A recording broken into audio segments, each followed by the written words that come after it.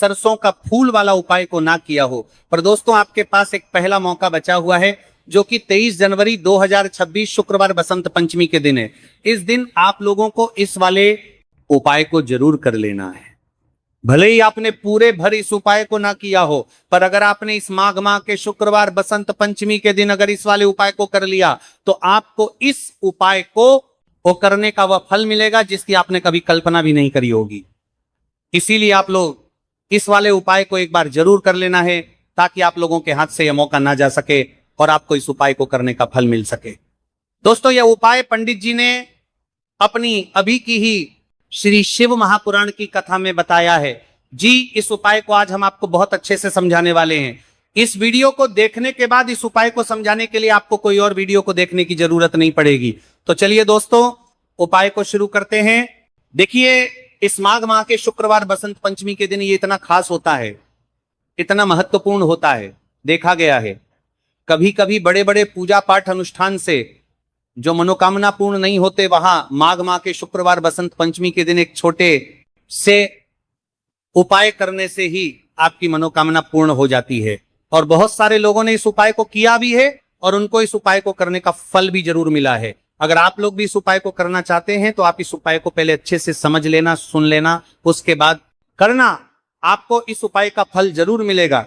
और इस उपाय को कर लेने से आपके घर में चाहे किसी भी प्रकार की दुख और समस्या क्यों ना चल रही हो, आपको उसका कारण भी नहीं पता है कि भाई ये समस्या किस कारण से चल रही है, उसका कुछ भी कारण हो सकता है। जैसे पितृदोष हो सकता है या किसी भी तरह का मंगल दोष भी हो सकता है। तो इस दिन आप लोगों को ये वाला उपाय कर लेना है।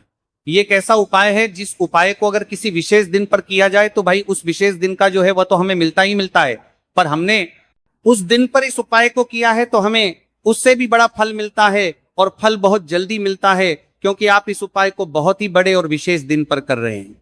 तो चलिए अब उपाय के बारे में बात कर रहे हैं, आज करते हैं। लेकिन उससे पहले आप लोगों की बात करना यह जानना आवश्यक है कि आखिर ये उपाय किस समय करना है, किसको करना है और कैसे करना है। तो चलिए हम आगे आपको वीडियो में एक एक करके बता देते हैं।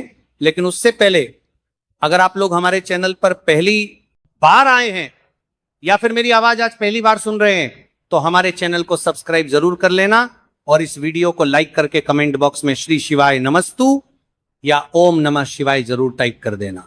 तो दोस्तों इस सरसों का फूल वाला उपाय को हमें इस शुक्रवार बसंत पंचमी के दिन कैसे करना है, किसको करना है, किस समय करना है और कहां पर करना है, ये सारे सवालों के जवाब आपको इस वीडियो में मिल जाएंगे।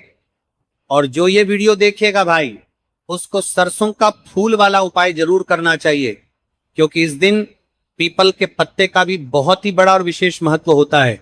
आजा सरसों का फूल वाला उपाय की तो ये सोने पर सुहागा वाली बात हो जाती है और ये एक बहुत ही बड़ा उपाय हो जाता है शुक्रवार का। तो अब दोस्तों इस सरसों का फूल वाला उपाय को आखिर करना किसको है, सबसे पहले हम लोग वो बात जान लेते हैं। तो देखो, घर की जो बड़ी माताएं बहनें होती हैं, उन माताओं बहनों में से कोई भी एक बड़ी माता बहन इस वाले उपाय को कर सकती है। और दोस्तों अगर आप चाहे तो अपने घर में से सभी सदस्यों को भी इस उपाय को करवा सकते हैं। अगर किसी व्यक्ति की खुद की कोई मनोकामना है, खुद की कोई दुख और परेशानी है जो कि वो अपने लिए ही करना चाहता है, इस वाले उपाय को तो वो खुद अपने लिए भी कर सकता है।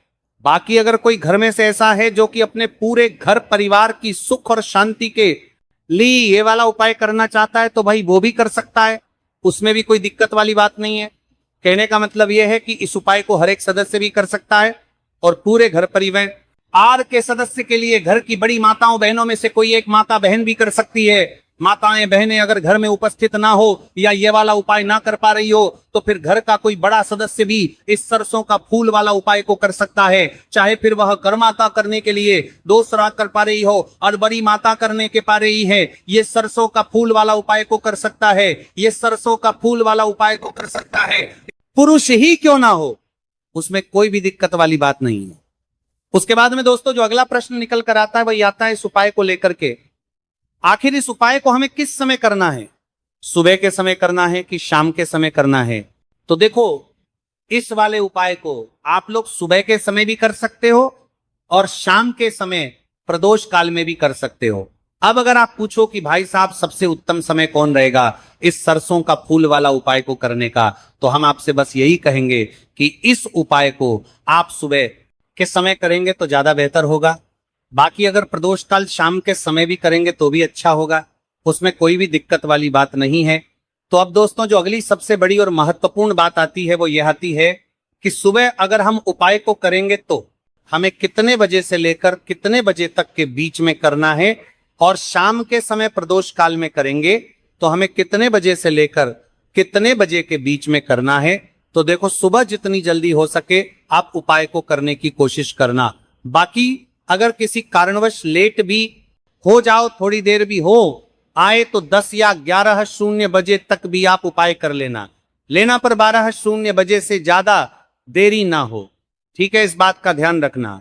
उसके बाद में दोस्तों अगर शाम के समय प्रदोष काल की बात करें, प्रदोष काल का जो समय है होता है वो शाम के 6:00 बजे से शुरू हो जाता है। मतलब शाम के 6:00 बजे से लेकर 7:00 बजे के बीच का जो समय होता है यह समय प्रदोष काल का समय होता है। तो आप इस उपाय को 7 या 8:00 बजे के बीच में भी कर सकते हैं। बहुत साथ हो, मतलब शाम के 6:00 बजे से रात 8:00 बजे के बीच में आप कभी भी इस वाले उपाय को कर सकते हो, उसमें कोई भी दिक्कत वाली बात नहीं है। हमें किसी भी दिन आपको सरसों का फूल लिखकर बहुत छोटा सा उपाय करना है। ऐसा समझ लीजिए जितने भी आपके शत्रु की जबान के पत्ते पर वरियोर हैं, जो भी आपके विरोधी हैं, दुश्मन है जो आपको हर तरफ से परेशान कर रहे हैं, अब उन शत्रुओं की अकड़ निकलेगी। शत्रु का किया कराया भी तुरंत हट जाएगा जब शुक्रवार में आप इस छोटे से उपाय को करेंगे। तो देखिए आज की वीडियो विशेषकर उन लोगों के लिए ही है जो अपने जीवन में शत्रुओं से और दुश्मन से बहुत ज्यादा परेशान हो चुके हैं। देखिए जगत जननी मां जगदम्बा का हम शुक्रवार में पूजन करते हैं और उनसे जुड़े हुए उपाय करते हैं।